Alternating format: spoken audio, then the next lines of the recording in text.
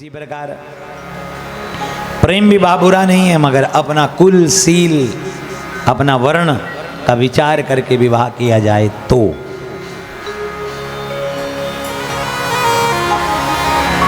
नहीं तो क्या होगा, इसके दुष्प्रभाव हैं।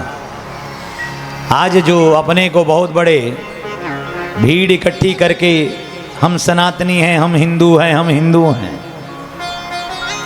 अच्छी बात है, बुरी बात नहीं है, मगर उस भीड़ इकट्ठी को करने से सनातन धर्म की रक्षा होने वाली नहीं है। कारण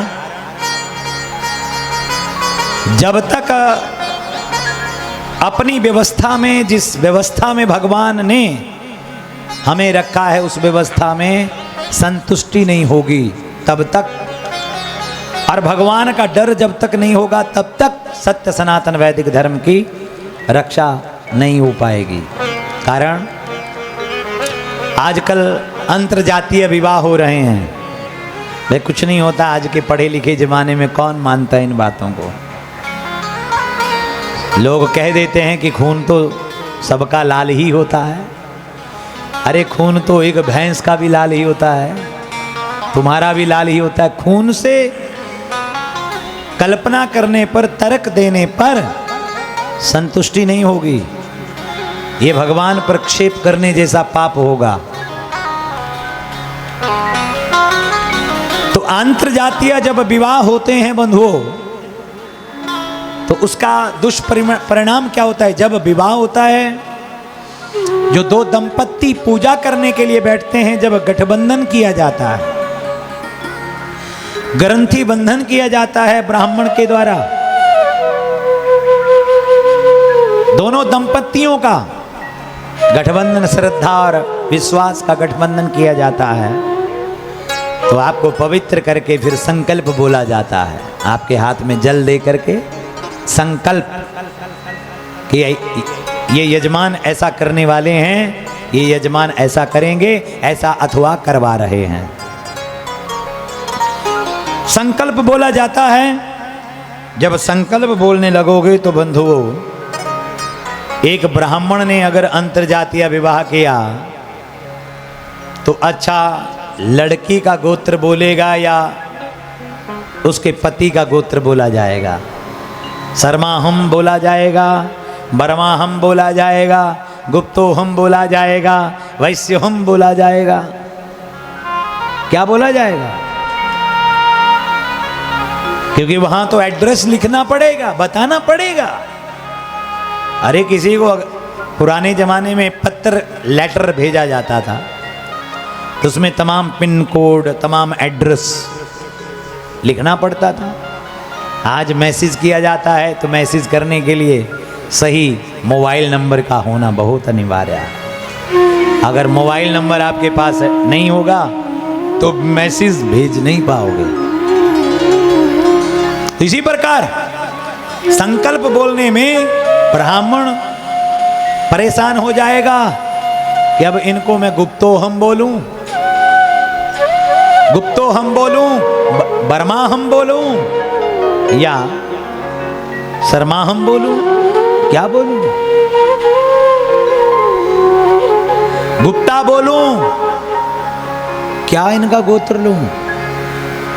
वहीं से कर्मकांड की, सनातन की वैदिक प्रक्रिया का खंडन हो जाएगा और वो औपचारिकता ही रहेगी। फिर उनकी संतानें होंगी,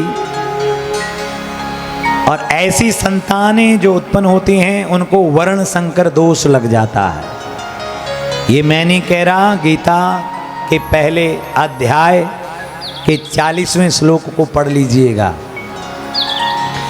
वर्ण संकर दोष लग जाता है, फिर पिंडोदक क्रिया लुप्त होने लगती है, तिलांजलि देना बंद हो जाती है, पिंडो देना बंद हो जाता है, और हमारे पितर हमसे रुष्ट हो जाते हैं, और हमारे पितर जाकर के नरक में गिर जाते हैं। और जब पितर नरक में गिर जाते हैं तो आपको श्राप दे देते हैं, आपको अभिशाप दे देते हैं, और सनई सनई सनई सनई रहा न कोकुल रोवण हारा, स्टॉपेज लग जाता है। अच्छे अच्छे लोग का घर बर्बाद हो जाता है, कोई पिंडा पानी देने वाला रहता नहीं है। इसलिए धर्म के संविधान के अंतर्गत हमें जीवन का व्यवहार करना चाहिए और बहुत अनिवार्य है। आज के माता पिता केवल अपने बच्चों को यही संदेश दे रहे हैं कि मात पिता बालक ही बुलाएं, उदर भरहि सोधर मैं कहाँ। आज के माता पिता अपनी संतान को यही संदेश दे रहे हैं, यही संस्कार दे रहे हैं, बेटा पेट पालने लायक बन जाओ। अरे पेट तो एक पशु भी भर लेता है, कुत्ता भी भर लेता है, टुकड़ा दर दर का खा करके वो भी पेट भर ही लेता है। पेट भरने में सार्थकता नहीं है बंधुओं। हम इस धरा पर, इस धरती पर आकर के कुछ दे करके जाएं, कुछ अच्छा प्रदान करके जाएं। आहार निद्रा भय मैथुनम च सामान्य में तत्पशु भी नराणा, धर्मो हि शेषा अधिको विशेषा, धर्मेण हीना पशु भी समाना। इस प्रकार मनुष्यत्व को समझना बहुत जरूरी है। मनुष्यत्व, मनुष्य में क्या गुण होने चाहिए बंधुओं? प्रेम विवाह करो मगर इन चीजों का ध्यान रख करके।